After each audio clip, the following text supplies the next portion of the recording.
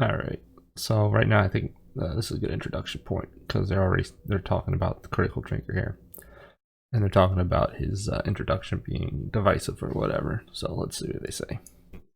I watch a lot of like political commentary channels, and I'm really interested in like U.S. politics and um, You'll see him bring up politics throughout the video. Um, Maybe not like super political, but definitely you can tell that he is um, consumes a lot of that content and isn't afraid to speak on it. a lot of political pundits, some grifters, et cetera, et cetera. And so when in my recommended feed I saw critical drinker on Russell Brand, Bland. that Russell Bland. uh, immediately piqued my interest. And so I was like, okay, I'll go over this, thinking that the length of the video was reflective of what was on YouTube and not understanding that it would be like a much longer video. But um, going in with, some preconceptions, but generally an open mind. Mhm.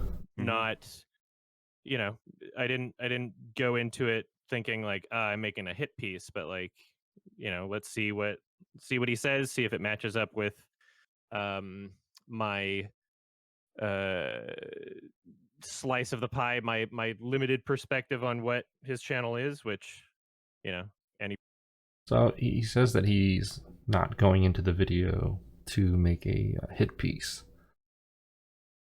Now,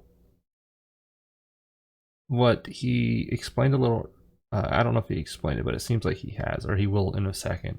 But what he does say is that he had some preconceived notions about him, which seem pretty slanting negatively.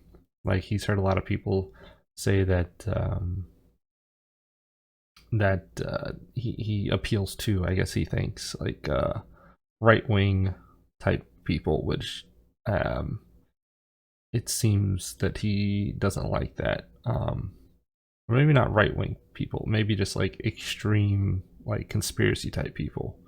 It's I'm not clear if he lumps those two things together, but it seems like what he's talking about are like crazy, uninformed um, type people. So, uh, like I said, it's not a hit piece, but he definitely went in uh, with that viewpoint. And uh, sometimes when you go in, with that viewpoint, sometimes you're trying to confirm your notions, especially if the video itself isn't super clear one way or the other. You might just naturally lean towards kind of be like what do they call it? Confirmation bias, where you'll look at something and or you'll look for the things that confirm your preconceived notion of whatever you're looking at.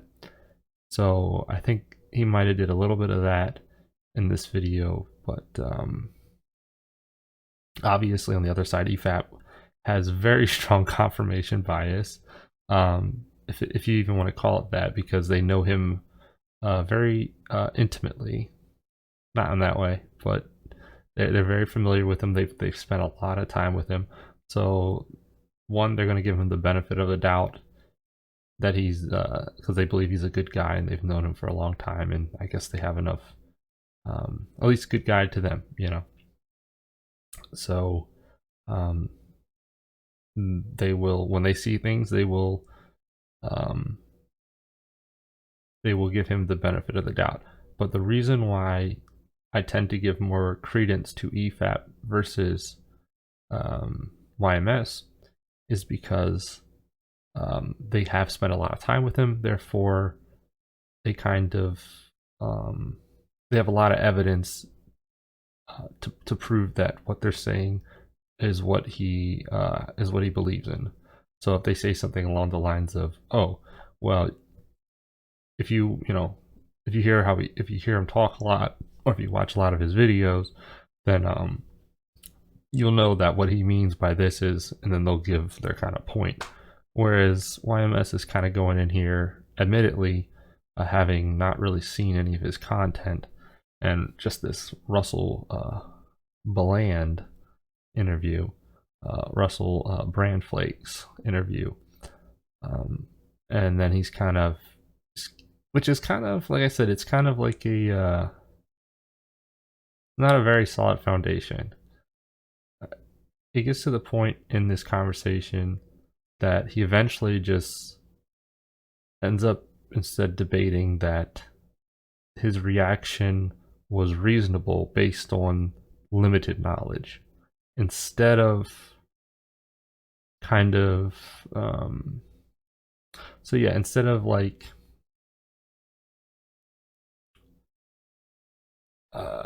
convincing the audience that critical drinkers one way or the other, he kind of sort of takes the route that a reasonable person watching this that wasn't familiar with him could agree with him, which is fine. I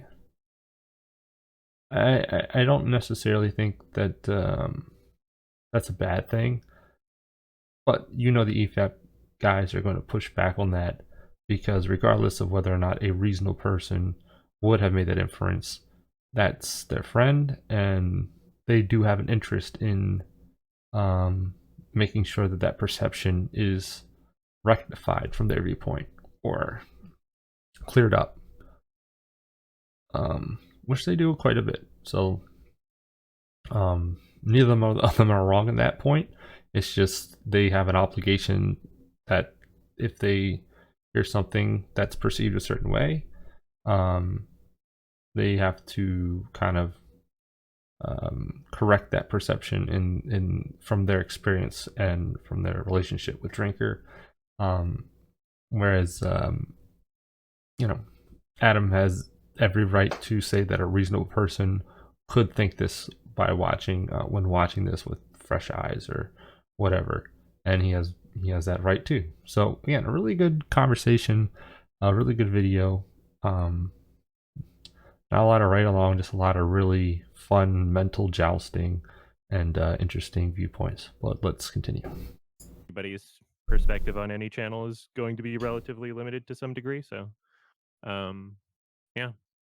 Alrighty. Well, and that's what this video is. Obviously, our perspective is more so very familiar with both of you guys, and so it's interesting to see what may be said here and there about him with a passing familiarity, as well as I thought it was interesting that you said like it's the idea of floating him to be a guest on Sardonicast would have been shot down. You would probably make for a pretty good guest, I'd imagine, and I feel like it'd be an even possibly better experience with there being plenty to disagree about, So as you can see, YMS already seems like he has some preconceived notions. I guess him and his buddies have a podcast called Sardonicast, and they're just like, oh, we don't want Drinker on there. So they already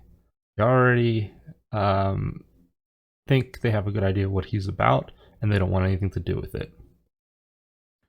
At least in theory. Yeah. Well, we're doing a bunch of like reorganizing on the podcast, so I'm not gonna write it off. Like, we'll see what happens. I just have to like discuss it with the others. This is a pretty good indicator that he is being open-minded. Very, very like corporate type answer that you would, like if you're trying to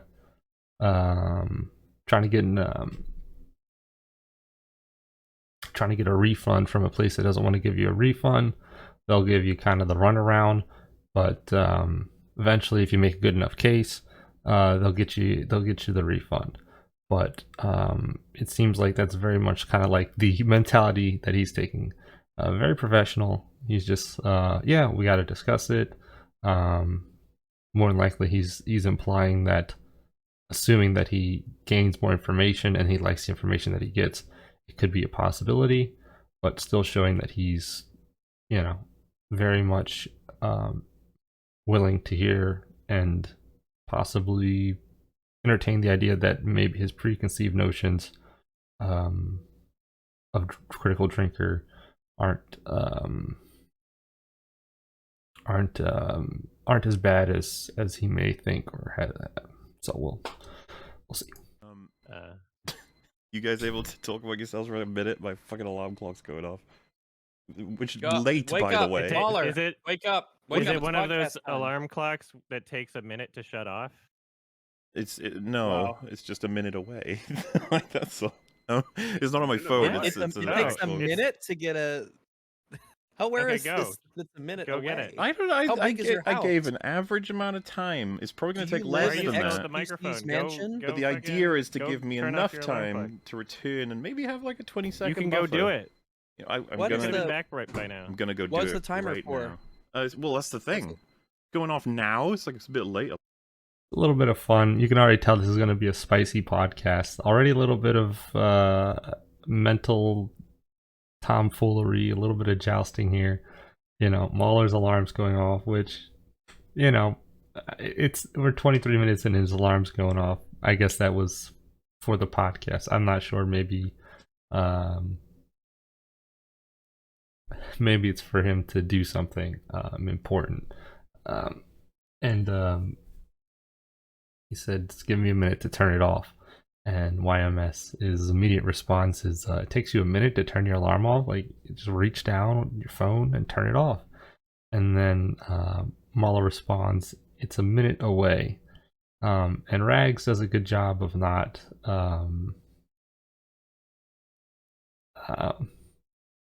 Rags is interesting because he is I would say he's a very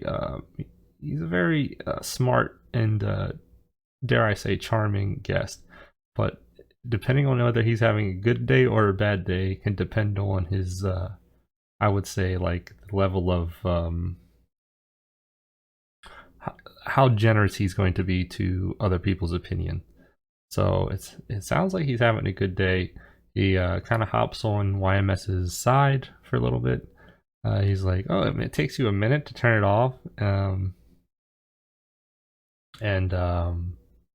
Just kind of teasing, kind of having a little bit of fun, very casual, these guys are all here to chit chat about reviewing their buddy's video. You know, it's not serious. They're just gonna, you know, they're entertaining.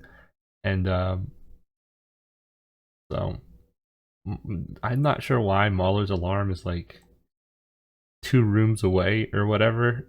Like he just left it in the kitchen or something, or maybe he's using his like his toaster oven timer. Like I don't really understand like why I just assumed it's his alarm on his phone and he doesn't have his phone on him. So maybe he does that to not read chat or something. I'm not really sure what the situation is with that. But yeah, this is fun. But yeah, you can already see that they're already kind of like they're already kind of going back and forth on this. They're already kind of like such a silly thing, like, oh, give me a minute to turn my phone off. And your average person just kind of might just be like, okay, sure, man. It's, you know, in the back of your mind, you might be like, a minute? How long is it? Just reach down, turn your phone off. But so YMS immediately picks up on that and just says it out loud. And he's got a point. But Mahler is quick to return that it is a minute away. You know, YMS is kind of doing a little bit of... I will say there are points in this where I feel like YMS is more... I don't want to say like he puts more emotion into it, or at least shows more emotion, where he is willing to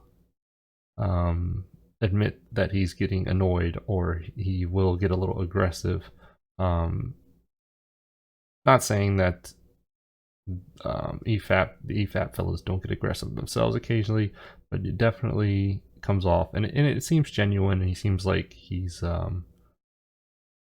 trying his best to be straightforward, which is a good trait in itself, you know. So let's continue. Alarm clock. I don't know what your business is there, but yeah, okay. 1:35 It's an odd time for it Thanks to go off. For the the box guy. All right. Well, Mahler's up for the podcast. That was his timer that goes off in case he's late. That's it. Another good joke by Rags. He's out for the podcast. It's pretty funny. His emergency backup timer. Wow, that's a lot. That's like half an hour after. Yeah. I told him earlier, if you're gonna have a backup timer, you might as well have it just set to the same time as your regular timer. There's no real reason for your backup timer to be half an hour after the first one is supposed to go off. Well, unless you. I will actually get rid of chat because chat drives me nuts. So we're gonna cut chat off. And oh no. Oh, there's two chats going on. All right, so we gotta do it like this. Oh well, I guess you can't really cut it out. We can try it like this. Cut out like a little bit of both. And I will try to cover it up with my face. And it doesn't really help too much. Oh, look, I'm right here with the cast. I'll shrink my little photo too. Look, I'm on Efap. All right. Snooze, like you snooze and then you wake up Lose. later. You know, well, you do lose, but not with a You lose backup time. alarm. That's the idea. I just try not to read chat while I'm watching these because they tend to. People that tend to chat typically have strong opinions, at least enough to type them out. Not all the time, but and you know, a lot of people just they want to be entertained. You know, they don't really care that much. They just want to see some good old back and forth and some ownage, and you know, it's kind of like they a lot of people come here like for a essentially an internet WWE match or WWE. So they're just looking for the excitement or whatever. But not that doesn't. I don't think that. I don't think the majority of people are, but the people in chat typically want to see some blood. You know, they want to see their internet juggernaut who they've seen eviscerate the movie giants. They want to see them conquer the other one, but that's not how reality works. A little different when you're actually having a not face to face, but in person discussion with a person, especially one that you have mutual respect for. So Idea, right? I use my phone as my timer. You see that? It So, didn't take me a minute, what? but I gave myself a minute. You must have really okay. sprinted. It was a minute away. What? I mean, yeah, Wow. you know, I'm pretty powerful, fast, so I can achieve Yeah. those sorts of things. Anyway, shall we get started? I think the format here is literally just going to be listening to old YMS and then talking to new YMS about old YMS. That's the plan. Mm-hmm. All right. Right. All right, Okay. here's one.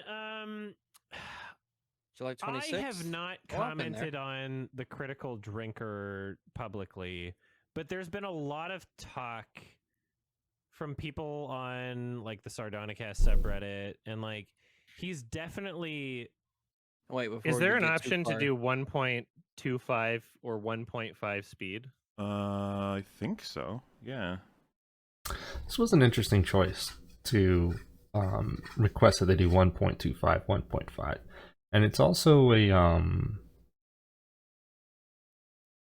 I have mixed feelings on it. I think it's good and bad. I think it's good because they wouldn't have been able to cover the entire video if they didn't speed the video up, the reaction video. I also kind of like the idea of just taking your time and kind of like going through the video, and it's like you get to what you get to. It's about the quality, not the quantity type thing. Like, who cares if they get through the whole video? But in this case, I think there was a lot of points throughout the video that Adam makes. Adam YMS. I might use those interchangeably because they refer to him as Adam in the video frequently, I think. But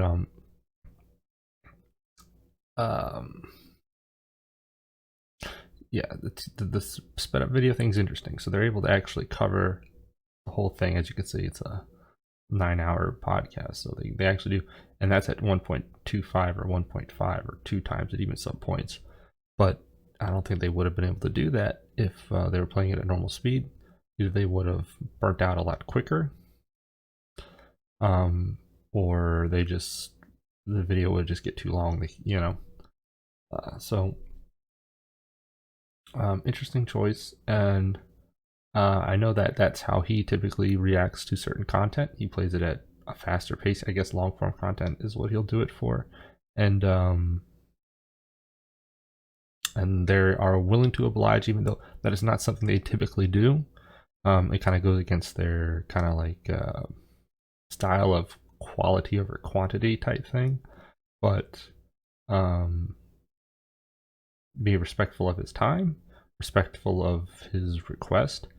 And to be honest, I don't think it doesn't change what he's saying. They just have to pay attention a little bit better. There's a point where it does get almost impossible to understand what's saying, and they make a note of that and they slow it back down. So they're both kind of compromising here. So another good sign that this is going to be a healthy debate.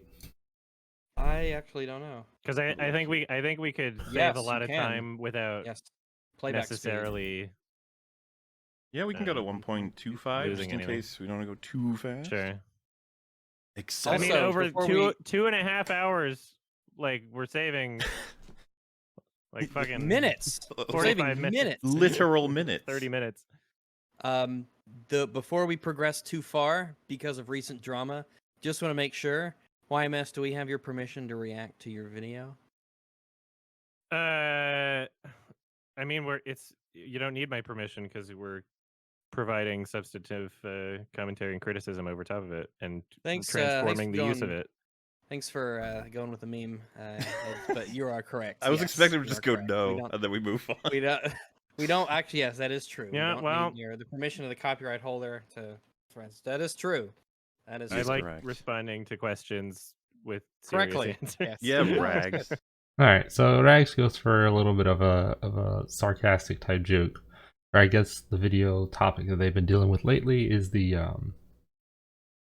copyright, I guess, like reaction type things, or YouTube. Maybe it's talking more about like YouTube kind of taking videos down for copyright.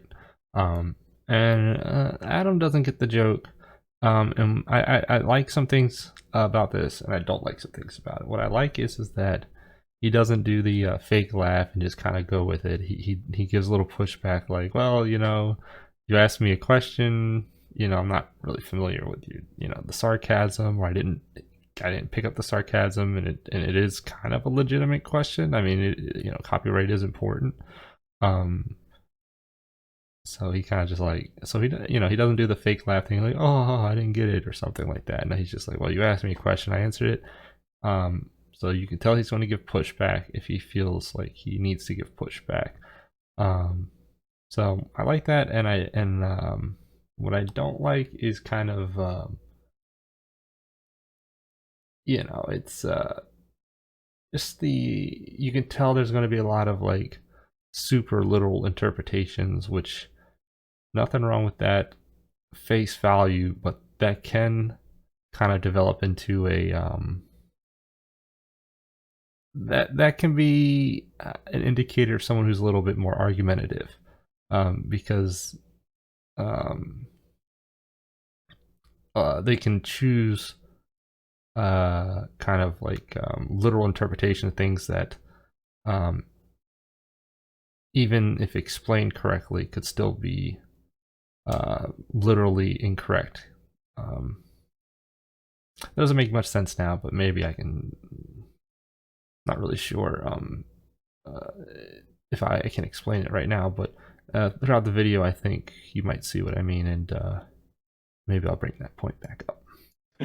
That's good. That's good. All right. He's definitely a subject of conversation when it comes to online film reviewers, because he seems to embody this sort of. If you want my full perspective of like art and viewing art and your experience with art, it's really just like anybody can have their own experience, right? And so I've always been open to this idea of like even if somebody comes at a film from a completely different perspective as me, is that Russell Brand's icon? The purple corvid there, the little bird. It's just is a that his thing at the beginning. Just I a don't know if thing. it's an official all right. icon. Fair enough. The fucking the logo on his show is like a big. Rags called this a corvid. I'm guessing that's some kind of crow. So impressive, impressive animal knowledge from Rags, but I wouldn't expect anything less from a furry. Fucking COVID ball. I thought it COVID was ball? that. Yeah, Yeah. it Oh looked my like goodness. He. We'll get into He is it. down with the sickness. Oh no. Yeah. Various artistic reasons or even political reasons. Like, I'm kind of interested in that. I'm kind of interested in, especially why the Critical Drinker has like such a large audience. Why it's relating to so many people. He got like a Russell Crowe interview. Like, Russell Crowe loves his shit. Oh my god. Got two interviews gotta with fact two check. Russells It's true. He That's just needs to complete the true. trifecta now. I think it's a fetish. to make sure it was Russell Crowe and not somebody else. Hold on. A little bit more banter, just kind of small talk. Yeah, like Russell Crowe, like just flat out watches his shit, which is like really interesting. And so, like, I think after a certain point, like they're having like a full on interview here, right? He looks more and more like Gabe Newell as the years go by. I think It's his final form. didn't Yeah. Guillermo del Toro put out a tweet saying as the days go by, Russell Crowe looks more and more like me or something? I thought it was funny. It's like his dream. They'll reach equilibrium. Brother. Itself, it's Russell Crowe, man, and he's So I think this might have been one of the catalysts for him doing the reaction video to Critical Drinker.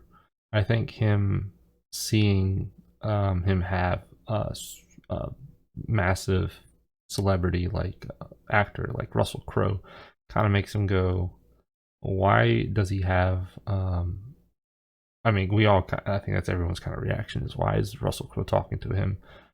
It's really hard for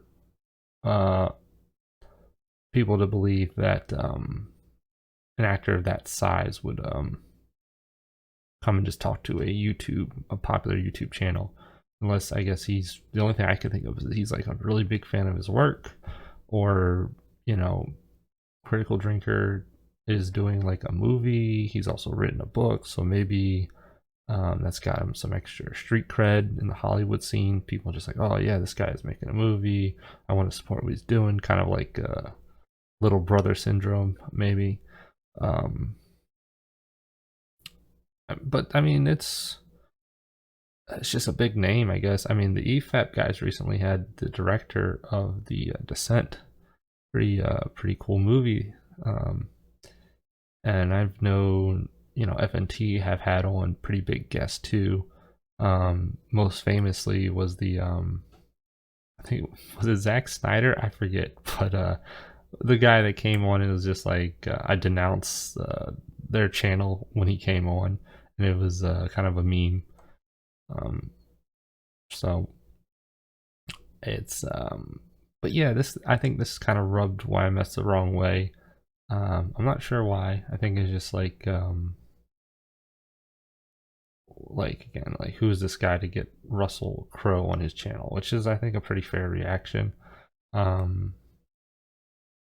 guess if you like The Drinker, it's kind of just like, oh, good for him. But if you're kind of already coming in with that viewpoint that you feel like he's undeserving and that his popularity is through some kind of political or grifting gimmick, and then you're just like, can you believe this guy? Like, he's grifting to the top type thing. Like, you don't approve of how he's kind of being successful at being a fraud or a sham. So I think that's kind of him seeing the Critical Drinker reach this kind of success through what he may believe is undeserved means, I think is what is kind of fueled or maybe inspired him to do that the first video reviewing his interview with Russell Brand. And I'm sure the Russell Brand interview had the similar impact, except only kind of making it more concrete in his mind, because Russell Brand is in his opinion, a grifting political hack. So if you believe that about a person, and you already kind of have these preconceived notions that maybe the drinker is using, kind of like what I was mentioning before, to get his fame, then seeing him on Russell Brand might confirm that. Maybe. So Right here, Tom. That's kind of interesting, right? And so at a certain point, regardless of how much a lot of people might not like the critical drinker, I think it's important to try and understand why he's connecting with people, to try and understand what it is about him that is speaking to people in such a particular way, where the fact that Good he's faith. got like almost 2 million. Absolutely. The one thing I'm curious about, though, is why would you want to look at an interview with Russell Brand rather than watch, say, like 2 or 3 of his videos? that's a very good point. And I'm actually surprised that he didn't. And I almost wonder if it's because he wanted to defend this video in the same mentality as when he watched it, or maybe he just didn't have time. But yeah, I don't know why he just didn't watch some of his videos. Like I said, the only thing I could think of, if it was intentional, would have been he didn't want to.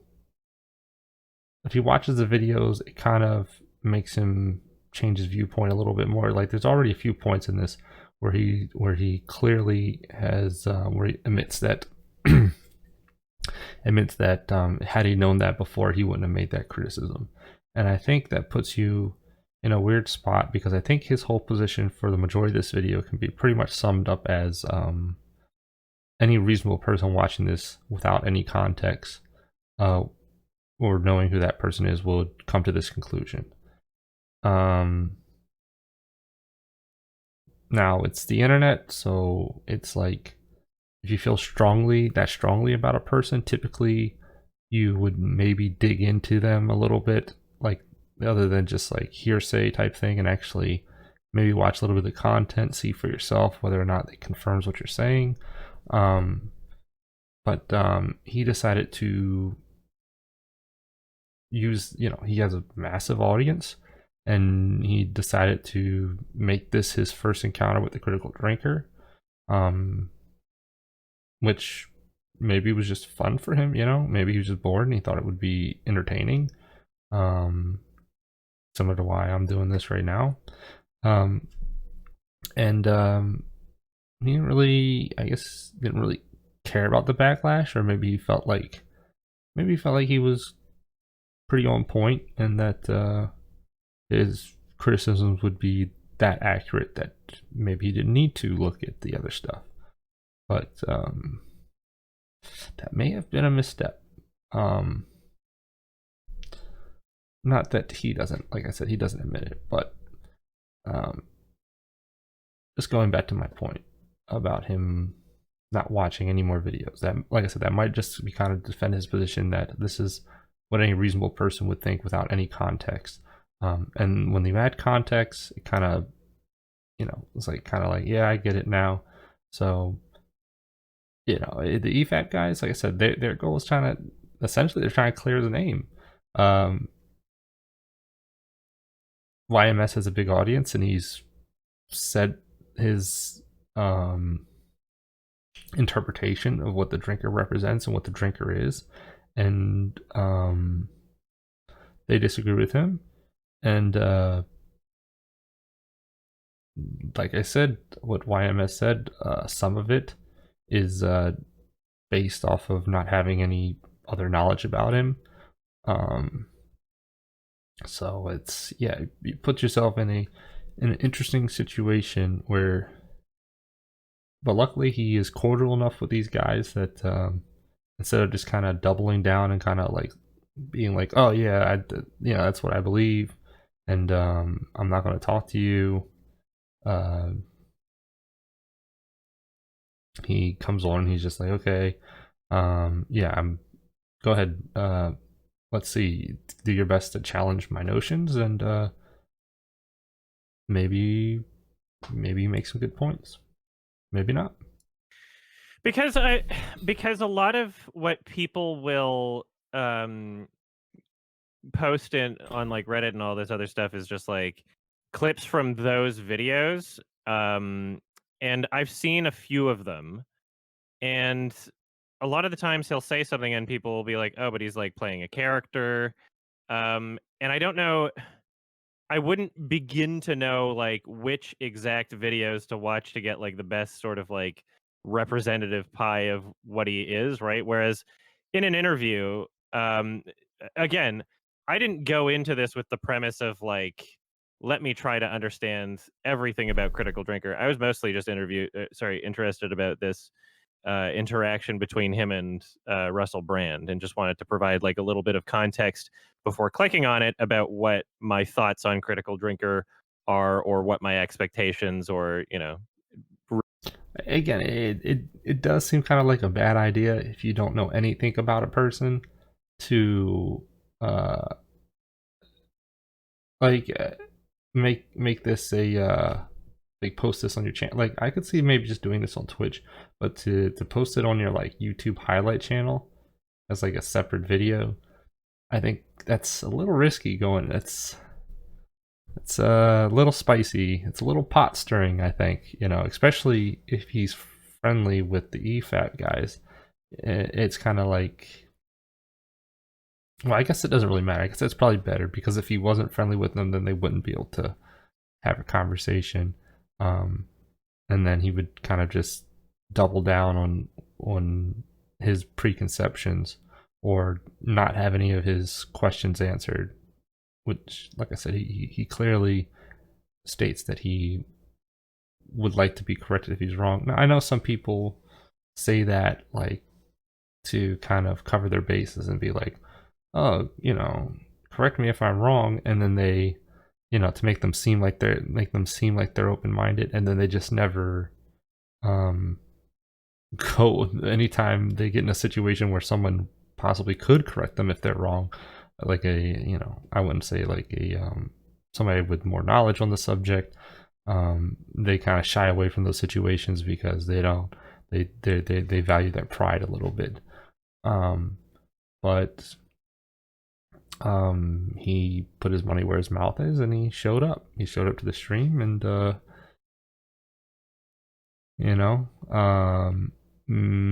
don't know how reluctant it was, but he definitely doesn't seem I don't know, he doesn't seem super happy to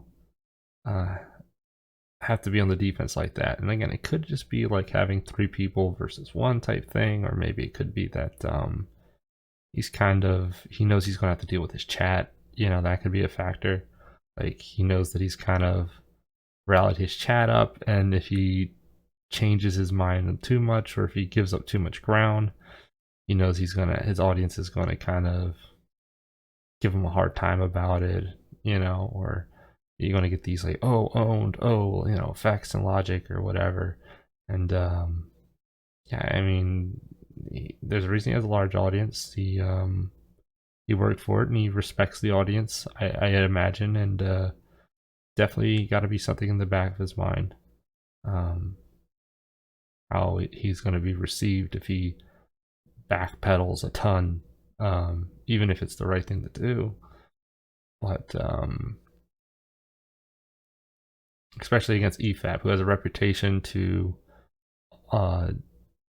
pretend like they're always right, even when it seems like there's either 1, no point, like they've beaten the dead horse, or 2, they could be incorrect on something, or they could just be giving their viewpoint on it, and they're treating it as like fact, when a lot of times it's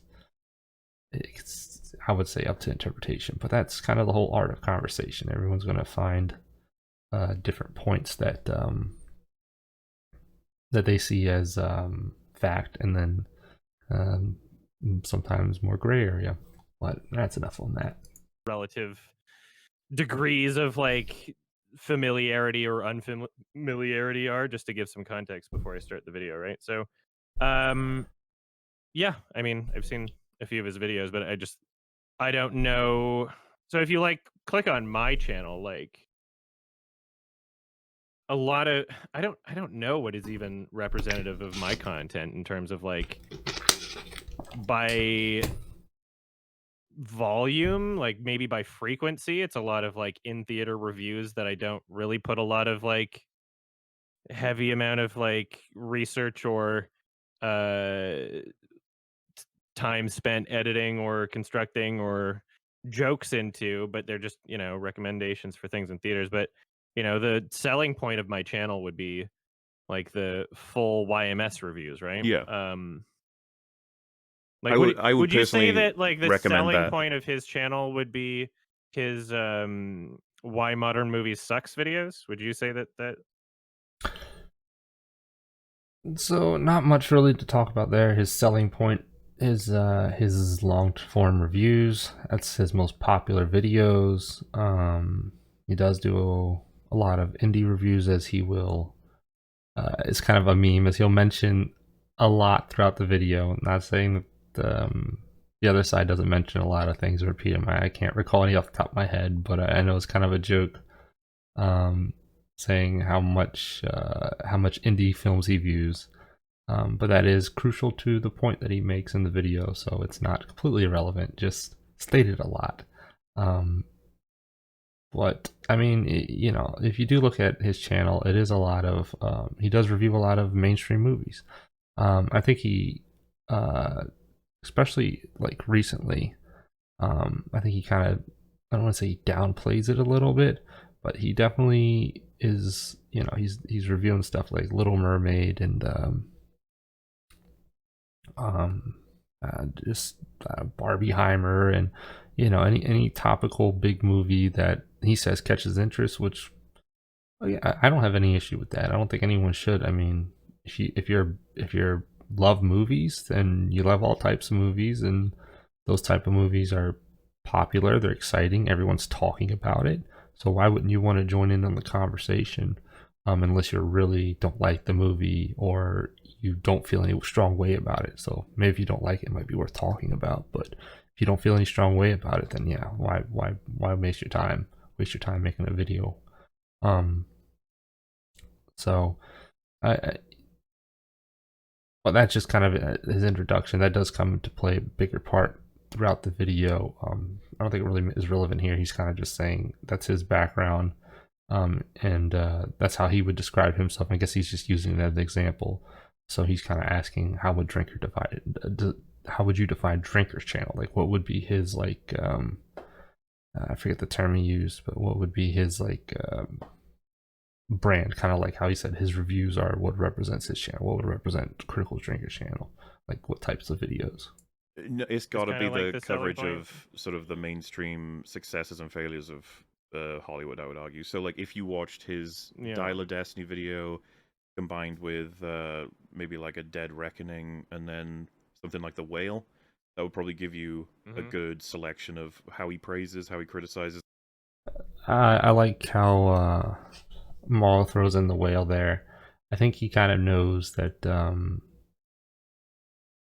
that might appeal to YMS a little bit. Like, I think he kind of implying that sure, there is some mainstream stuff, and but The Whale, I think he knows that YMS appreciates that movie and does see it as kind of not as a big Hollywood blockbuster, because I've never seen it, never heard of the movie, but all the movie guys I know say that it's a good movie.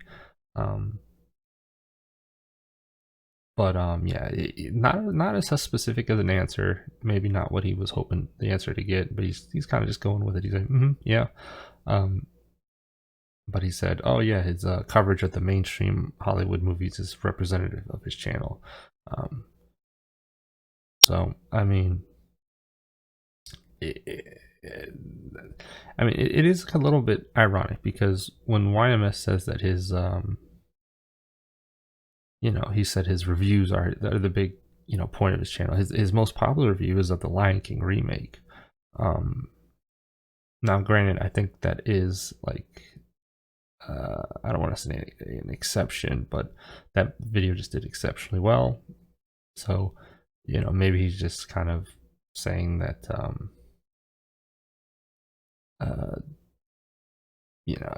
I don't know. Well, let's just play more. And then when he goes off the beaten track slightly, I know it's an Oscar winner, but I think he covered it before that, so is that at the very least? Okay. Yeah, I will say, before we even get to it, like, the one thing that I'm definitely giving you guys a point on is, like, when I made this video, I was under the impression that, like, his recommendations were purely limited to the ones with recommends in the title, and then between you messaging me and me being on this stream, I scrolled down the channel a bit, trying to see if I could maybe get in like one or two more videos before having this conversation. And I noticed that there's other videos where he's like recommending other films that are just not, I scrolled down the list using the search term recommends because I thought that that's how he categorized his videos, but there are a bunch more. And also, I will also say this. I read the title of Boiling Point, but I got it confused with the movie Heart. So, right here, this is a big part of the video that they're reacting to. So he's kind of just getting this out the way and just going, yeah, I know I kind of messed up by saying he doesn't watch a lot of diverse films. He just covers the mainstream films, or more mainstream, I should say. And turns out that he does cover bunch of other films that aren't necessarily mainstream, and it's more so just like the way that he searched it. He thought the recommends was how he sorted his videos, or that was like all the positive reviews on his channel were in his recommends. But it turns out that that's not the case. I'm not super familiar with Critical Drinker's channel, so I have watched, I do watch his videos every now and then. And to be honest, most of the videos that, not most of, but some of the videos he recommends, I'm not like, I go, really? Like the menu. I should do a reaction to that if they ever do an Efap one, or maybe they have. But I hated that movie with a passion. I thought that the characters didn't make any sense. The motivations were terrible. And they literally did the like a cheaper version, like a shittier version of the ratatouille scene, where he serves him the ratatouille and he eats, and it's so good that it brings him back to his childhood and all that. And they do the same thing. That's essentially like the climax of the film, and then all the characters are like dumb. That's a whole nother tangent. I don't want to do any spoilers other than that, I guess. But very so he really liked that movie. He even goes, I think it's funny because he in this video he goes, oh, it's one of my top 5. I don't know if that was just on his mind at the time, or maybe he really did like it. And it could be like a deeper meaning to it that I just didn't get when I was watching with a bunch of like random, a bunch of like I wouldn't say movie critics, but so like wasn't a lot of deep, interesting conversation about the movie. So maybe there was more to it, but not a huge menu fan. But yeah, just he's just saying that he's getting that out the way. That he didn't watch a lot of videos. He even's like, oh, I try to watch 1 or 2 before the stream. This video came out like the video that they're reacting to came out like a week before the reaction, maybe less, but it's still plenty of time. Drinkers videos are very short, that I can tell you that much. They're 10-minute videos, so he definitely, as much as I like to use the excuse, oh, he just didn't have time, there's no way he didn't have time to do that. But like I said, maybe it's just one of those things where just thinking about it deeply, I'm just like, yeah, I like to give people the benefit of the doubt, but he had time to do it. But maybe he just wanted to be in the same mentality, so that he can kind of better defend his position here because he knows he's going to get pushback on certain things. Even things I don't feel like he wants to admit, not necessarily that it matters, but it wouldn't hurt if he did. I'll bring that up if we get to that part of the video. But yeah, so he's getting that out the way. It's a huge part of the video, the reaction to. So anytime he goes on a tangent in the video, especially if it's a particularly harsh tangent, these guys, the Efap guys, will come in and be like, yeah, that's not true. And I know it sucks for YMS to have to listen, even after conceding the point. I know it sucks to have them kind of reply to it and be like, yeah, that's incorrect. And if this was a normal Efap without him being here, they would absolutely eviscerate the point. You know, that's kind of the way to put it. But again, this is a silver conversation, kind of to avoid the echo chambering, so that he doesn't just go, you know, he does his more reactions, they do more reactions, and they never actually talk to each other. I think Mahler makes a statement in this video at some point where he goes, oh, a lot of internet beefs could have just been prevented from having a conversation immediately. And that might have also been why they did this so quickly, even though Drinker wasn't available. Maybe they saw this as probably get on this early before it turns into some massive internet drama, which could have been good for both their channels, you know. But I guess that's not the type of attention they want. These guys seem to really, really like talking about movies, which I can respect. And I think a lot of people do, at least the core audience that hopefully the core audience does. But yeah, they're gonna bring up that point quite a bit because it's brought up a lot in the video, and YMS is not gonna like, he's not gonna like the medicine. But I think there's a point where he realizes that they're not talking to him in the video right now. They're talking, they call it the past you, and it's almost necessary because, you know, it gives the impression that you know, it gives a bad impression of the Drinker, and you know, you listen to it for 2 or 3 minutes, and if you don't say something, I feel like you're being a bad friend, you know. But it's not to make Adam feel bad. It's literally because they don't want the video to just kind of leave that out there, and you know, maybe people are joining in, they don't know what's going on. So I don't know. Hard Boiled. And Boiling Point is a lesser known movie that I haven't seen yet that I would like to. Never heard of it. Brilliant film that I highly recommend. After this podcast, I put it on my list because of how highly they talked about it.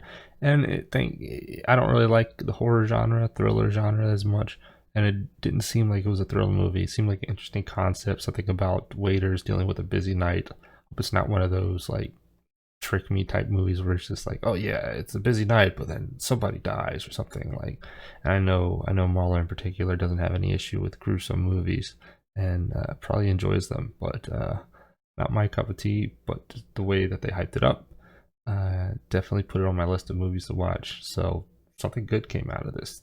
I mean, a lot of good things I think come out of this, because one, it was very entertaining. I was gripped to this podcast. This is my first like real reaction content, and I you know, I'm very excited. But yeah, knowing Boiling Point, I'll have to watch it. Who knows, maybe it's a bad movie, maybe it's like The Menu where they loved it and I did not. But Yes, it's supposed to be like a oneer, Point. right? Yes, and Like it's a a pretty one-shot? impressive one, I Yeah. think. Yes, very impressively shot. Yes, everyone go see Boiling I'll probably Point. watch that soon. Yeah, highly recommended. Really good stuff. But yeah, so if someone was to say, like, ask a lot of questions about your career / what you offer / why are you popular, I probably would point to them. Funnily, it depends how much time they have, of course. If they're like, I got half an hour, I'd be like, maybe half an hour of the Lion King video would like capture what they can get from you. At least why I would argue you're popular compared. Like, it's not that people don't like your it's a fair point. I mean, Mahler's, he's right. The Lion King video is how I found his channel. It's probably how a lot of people. It's massive video on his channel, millions of views. So it's regardless whether or not he wants to be known as the indie movie guy, that's his biggest online legacy right now, at least from like I guess you would call it media impact. Whether he wants that or not, you know, I'm sure he just really liked the movie or didn't like the movie, and not liked, obviously he didn't like the movie, but he felt like he would enjoy disliking it, maybe. I don't know how to put it, but he felt strongly about the movie and made that review. And yeah, I don't, you know, maybe he wasn't planning on it to be a successful review, but sometimes it's just the way it is. He put a lot of time into it. You can tell he put so much time into that review, and that's what I think makes it really good, is the amount of detail. Not everybody likes that. You know, a lot of people get bored, and especially when he talks about like you know, his music. He notices a lot of musical things. I'm guessing he's very in the music world, at least as far as his education. Whereas the average person like me will just be like, oh yeah, I kind of guess I can see that, but you know, it's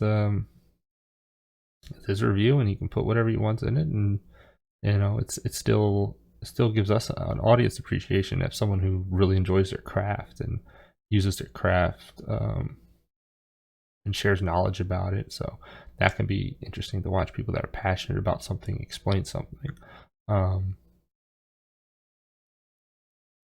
So yeah, that's his most popular video, and whether he's happy about that or not, that's what a lot of people know him for. And a little ironic, because you know, it's a mainstream movie, or was a mainstream movie, but you know, that's what he likes. Just like maybe Drinker likes mainstream movies, or reviewing mainstream movies. A lot of them apparently he doesn't like at all, or maybe he likes trying to resolve like the most popular movies. Like maybe that's his philosophy, but I guess we can get more into that later on. Quickie reviews, but I don't think people think of that at your best. No, I would say that like the stuff that gets the views and the stuff that like sells the channel is a lot of what is on the most viewed tab for me. But there's also stuff that I personally really like. I really value the like yearly list videos. I think that those are very useful for people and like well presented generally. I haven't done one in a while, but I'm trying my best to catch up on that. And then yeah, like I said, you can tell he cares about like all the content he makes. And I'm sure he wishes that it was all successful. If not, you know, I'm sure these yearly lists, he wants them to be just as successful as Lion King, if not more. Especially if he puts, you know, a lot of effort into it, like he did the other videos. So you can definitely get that vibe from him. like certain analysis series, like Synecdoche, New York, again, got to catch up on it, but just been fucking. Hey, that's many projects deliberate. at It's once. thematically relevant. It is deliberate and thematically relevant. So yeah, I guess all I'm trying to say here is that I would have advised against checking out his interview with Russell Brand if you wanted to understand Drinker, because this is going to be, as you'd expect, several questions delivered by someone who doesn't know who he is, not really looking for him to answer them, as opposed to just having him say stuff and then moving on. So are you like, do you share my perspective that Russell Brand is kind of like a grifter? I'm not going to go that far. I think this is his first attempt to kind of get like some sort of political reaction out of Mahler. Maybe not intentionally, but like kind of getting. He sees Russell Brand as a political figure. I think he makes it a pretty big point. And asking Mahler if he likes Russell Brand or not could be like a way to tell if, you know, he's kind of naturally leaning that side, or not. but it could be just one of many factors depending on what else they kind of answer. But I think Mahler pretty much, I don't want to say he makes it clear, but he makes it known that he thinks that Russell Brand is, I don't know if he means Russell Brand specifically. I think he just means when you're interviewed by somebody who doesn't know you well, they will just do a very specific interview format where they kind of just have these questions and they ask the questions and you give answer and they ask next question. They're not really digging deep into your psyche or whatever. Especially when it's just like a friendly, short, quick guest kind of appearance. Maybe somebody, once you're more familiar with somebody, you can kind of really dig in, kind of. So I think that's what Mahler was getting at, and YMS kind of just either he interprets it as kind of like, oh, so you don't like Russell Brand, or like I said, maybe he's just trying to get a feel for whether Mahler personally likes Russell Brand, or if he's just saying that, or he's just saying that to about interviewers in general. And Mahler tries to be very apolitical, and it's kind of funny watching him struggle with this because the interview does get, well, at least YMS brings up a lot of political points, and even Russell Brand kind of sneaks them in, like wars and stuff like that, and Mahler just has to dance around it or just straight up kind of just say nope, not going to talk about that, which is that's not what he does. Very fun though. Just because I'm not familiar enough with his stuff, I just wouldn't recommend this as a good dive into. If me and Drinker did an interview, maybe I would recommend that because I would be desperate to get all the information out of him.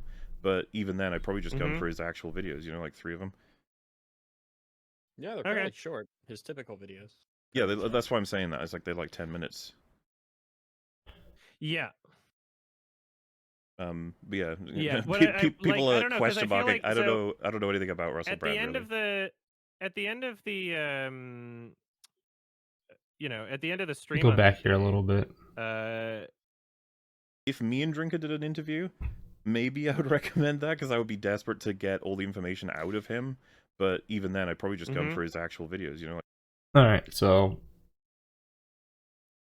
Mahler, I can't tell if he's a smart dude or if he's just like got a certain way of thinking. But I mean, I think he's a smart dude. I don't know why I said it like that, but like, he's talking about the original point. He's still he's just like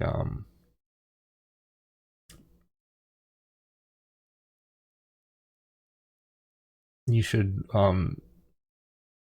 if you want to have a better understanding of the critical drinker, I wouldn't watch a Russell Brand video.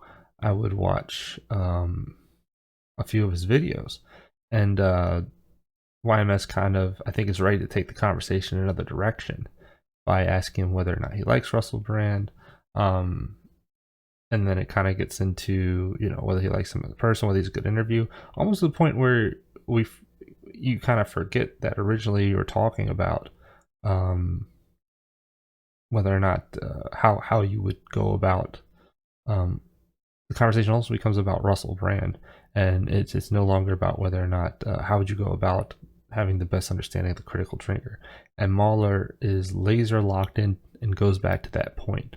There's a lot of moments like that in this. One of the reasons why I wanted to rewatch and listen to it, because there's a lot of moments where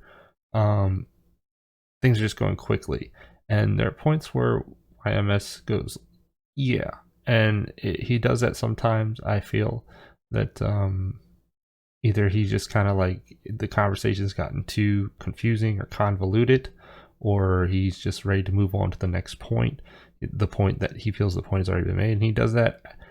It's hard to tell, or maybe he agrees. Obviously when you say yeah, sometimes it's because you actually agree, but it does feel like some points where I'm listening to the conversation and it kind of goes all sorts of directions, and then like Mahler will go back to a point from like 20 sentences ago and kind of try to tie it back in, and it just requires too much thought in the moment to go back. And I had moments in my mind where I was like, yeah, let's keep keep going, you know, kind of like in conversation when, you know, somebody tells you a really long story and you're just kind of like paying attention as much as you can, but you know, and then they ask you about something like earlier in the story, and you're just like, I wasn't paying attention. Not that you weren't paying attention that hard, but it's just like, especially in a long conversation like this. But yeah, I just find that fascinating. That Mahler is able to do that, bring it back to those points. Like I said, as much as I kind of love-hate relationship with Efap, moments like that kind of make you appreciate Mahler's passion for conversation and for critique. Not saying that he isn't wrong. I'm sure even, you know, he'll admit that he's wrong sometimes, rarely not. But that he's a Mahler's a good name. He fucking grinds through ideas, man. He's a clever cookie, and so I think that's just one of those moments. I'm not sure if that was a yeah, in the sense that he's just like, you know, we're not talking about Russell Brand anymore. Oh yeah, we were talking about the drinker. Yeah, whatever. Go about the point you're going to make, or if he's just like, let's keep going. Like 3 of them. Yeah, they're fairly short. His typical videos.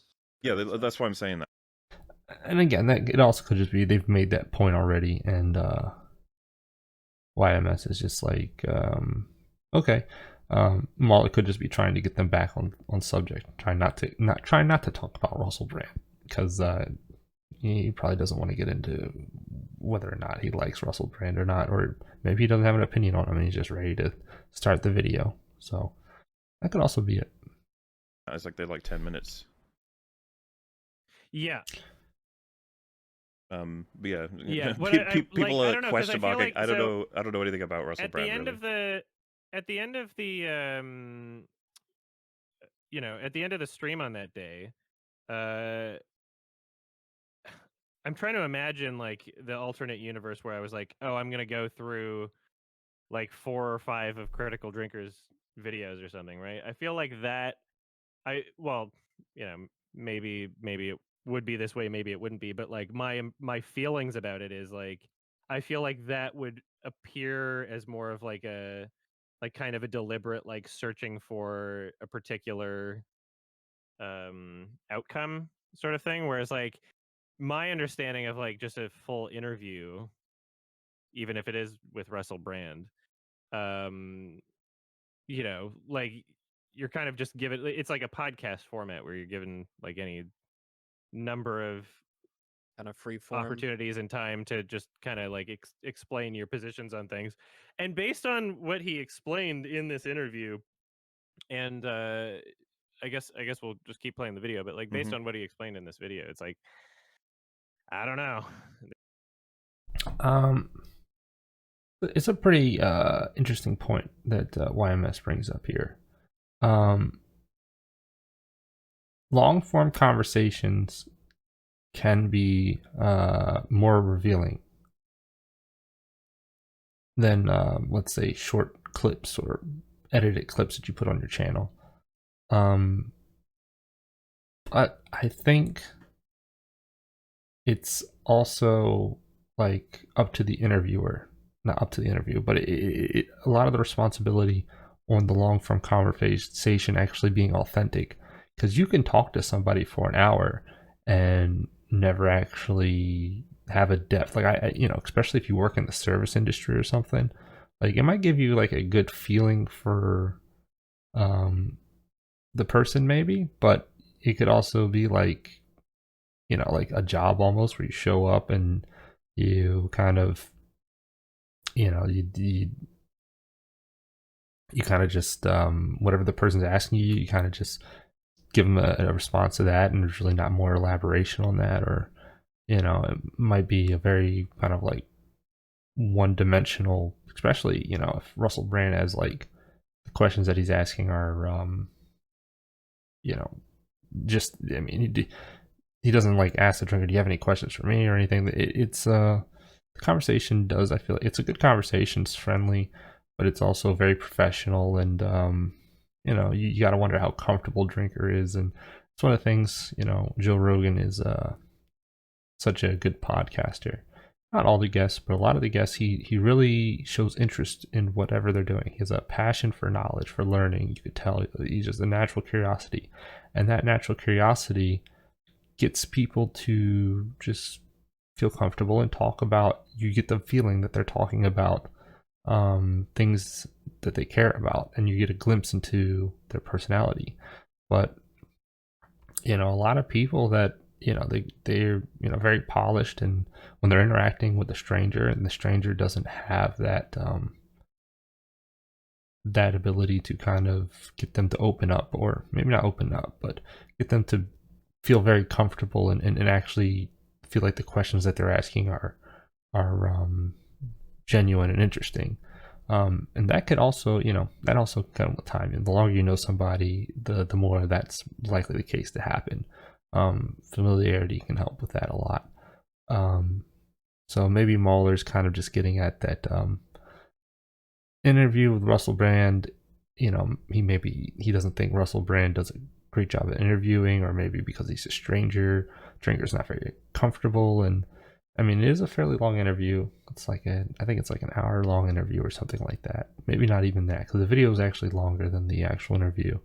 I think that video is like an hour and 40, but it's like half the length of the video. It's kind of weird. But that's just, I guess, how Russell Brand does his videos. But you know, Mahler's kind of saying that that interview might not be, you know, you see interviews with celebrities a lot of time, or you know, I remember listening to, you know, talk show hosts talk about like how you can get a guest who can be in the studio for a long period of time and you feel like you didn't get anything out of them. Like they didn't open up, like they just gave you a very polished and consumer friendly version of themselves. So sometimes it is better to kind of just go out and see, like, especially if they put a lot of passion into the work, maybe you just kind of look at their work and you can kind of get a better understanding than like one interview with somebody who's like I said, not great at interviewing, or somebody who maybe doesn't share the same interest as the critical drinker. You know, I mean, the drinker is very passionate about movies, from the vibe you get, you know, writing movies. They'll hear the Efap guy say that a lot, and maybe Russell Brand's not as interested in that, and so they don't really have a very shared passion. But you know, he wants to give him a platform. He likes the guy. He likes his videos, and maybe something like that. So I think Mahler does have a good point here, that it wouldn't hurt to just watch a few of his videos, or maybe even like I mean, it'd be, I feel like it would be like he's already, YMS always kind of given pushback, like to watch like a couple 10-minute videos. So like that, and it would be a big ask to be like, well, why don't you watch one of his another, like the open bar show with him and Mahler. But that's like a 2-hour show or something like that. So maybe he's just kind of like, oh yeah, 10-minute videos, they're fast and easy, and Mahler, from his personal experience, feels that those videos are authentic and those are true to what the drinker represents, and that this kind of like very posh, kind of cheap, not cheap, but like kind of like celeb interview type situation might not. You might just get like might just get that that whatever, like I said, you might just get a very basic conversation with a guy who doesn't really share passion with him, so he's not gonna or share or has genuine curiosity about what the drinker does or represents, and you might just get a very surface level conversation, which is fine. Like I said, maybe that's he's giving him exposure, he's having him on, he's got a big audience, and he I feel like those questions were he thought up some great questions, and you can think of great questions, but when you're actually interviewing someone, you'd want to be able to. And not everybody, like I said, even Joe Rogan has guests where he doesn't really get any good connection with his guest. He kind of just they're on there, they talk, maybe it's just someone he just wanted to meet, and sometimes it doesn't always work out. But it's also good to have good relationships. It's also good to just be friendly with people. There's nothing wrong with that. Not every conversation you have with somebody is going to be really deep, and it doesn't have to be. So that's entertainment in itself. But yeah, and I think Adam has a point. YMS also has a point. You could long form interviews can be a really good way to kind of get a good feeling for someone. I know I feel that way. If like a director or something, and you're familiar with their work, and then you get a long form interview, and it kind of gives you like a more better understanding, good or bad, into their psyche with how they make the movies, and or whatever.